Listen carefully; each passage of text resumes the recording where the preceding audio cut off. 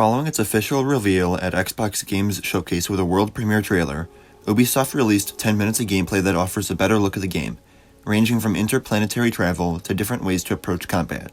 I've already broken down the world premiere trailer, and I'll have a video coming out in the next few days going over everything we know about the game as of yet, but for the purpose of this video, I'll just be going through the gameplay footage and giving my thoughts on that.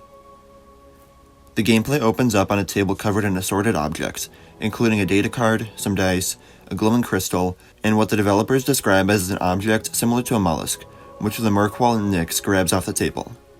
Merkwalls are described as a rare and exotic creature, and Nyx has been with Kay for most of her life. They're currently on the moon of Toshara on a high-risk job to steal the object from a lieutenant of the Pike Syndicate.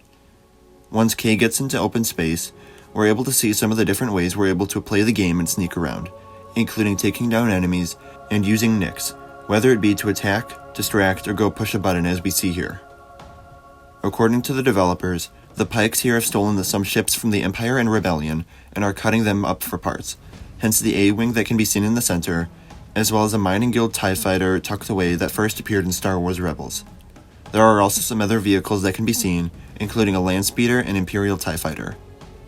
As Kay sneaks through the facility, a protocol droid can also be seen on the side. A hired Rodian spots her, leading to blasters being fired. The developers teased that both Kay and her blaster will evolve throughout the game, probably in a similar fashion to Cal and his lightsaber in Jedi Fallen Order.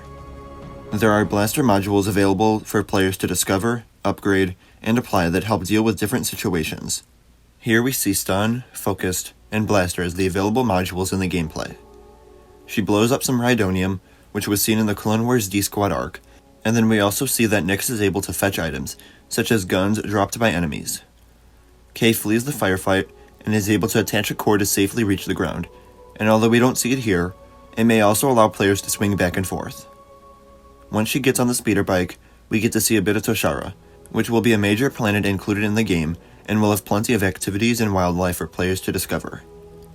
Attacked by two Pikes on its speeders, we can see some of the wide range of abilities offered by the game, as Kay takes down both of them with her blaster. As she enters Jansa's Hope, we see that Kay's reputation with the Pikes has gone down, which developers described as being a major focus of the game. If a job that she takes hurts a syndicate, whether it be the Pikes, Hutts, or others, then those opportunities aren't available for her down the line. Because of this, I think there are going to be a wide variety of ways that a player's story can turn out, so the depth and interconnectedness to canon is going to be interesting with the game's open-world nature, and what storyline exactly is considered to be canon.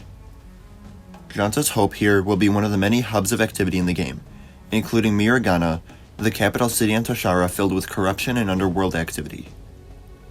We're introduced to ND5, a BX commando droid built by the Separatists, who fought in the Clone Wars but is now more of an enforcer droid in the underworld. As Kay hands over the object to the Mon Calamari who their job was for, she's met by an Imperial officer who threatens Kay with stealing illegal contraband, and therefore wants part of the cut as a bribe.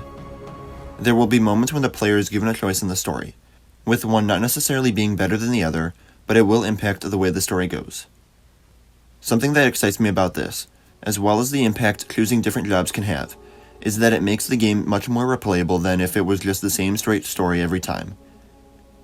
As seen in this scene, the Empire will have an impact on the story, but it will deal more with local governors and officers who lean into corruption and have deals sorted out with local syndicates and scoundrels. Since Kay didn't take the bribe, the wanted system kicks in, which will happen whenever the player is caught or when they challenge the Empire. As actions like these continue, the wanted level will go up, and more forces will be thrown at you. We see Kay run up the ramp onto her ship, and the gameplay shows just how fluid everything will be. She sits in the pilot's chair, takes off, and as soon as the ship is in the air, the player has control again. Space combat will offer both small-scale, intimate combat as seen here, as Kay flies through the debris shooting down TIE fighters, but also on a much larger scale with bigger ships. The gameplay ends with a jump to hyperspace, coming out in the Akiva system. Let me know how excited you are for this game. Remember to like the video, and subscribe for more coverage of Star Wars Outlaws. As always, thank you all for watching, and remember, the Force will be with you. Always.